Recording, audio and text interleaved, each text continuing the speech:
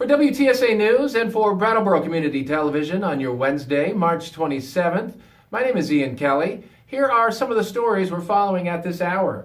Vermont is suing two pharmaceutical distributors, accusing them of selling ever-increasing amounts of prescription opioids while failing to monitor the sales and to acknowledge the quantity of pills was outpacing the need.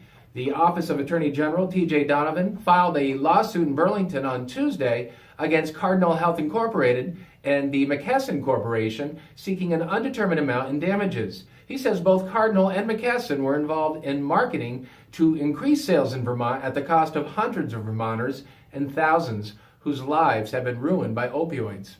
New Hampshire's Office of the Child Advocate is reviewing how the state responds when babies are born exposed to opioids and other illegal substances. Director Maura O'Neill said on Tuesday that her office is planning a system-wide review of how the Division for Children, Youth, and Families responds to such infants to be completed by July 1st. Last year, the division assessed 466 babies and children who were born drug-exposed for abuse and neglect. 2 children died last year, and 3 have died this year.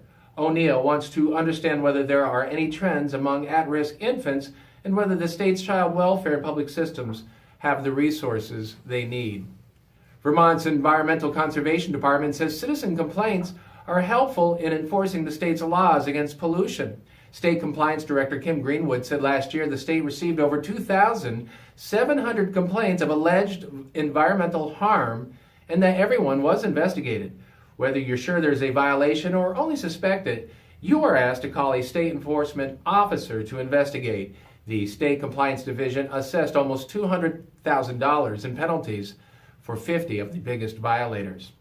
Vermont's Agency of Agriculture will host a 2-day dairy summit next week. The event at Jay Peak will feature Vermont dairy farmers, processors, and experts from across the agriculture sector who will share their knowledge, insights, and lessons learned.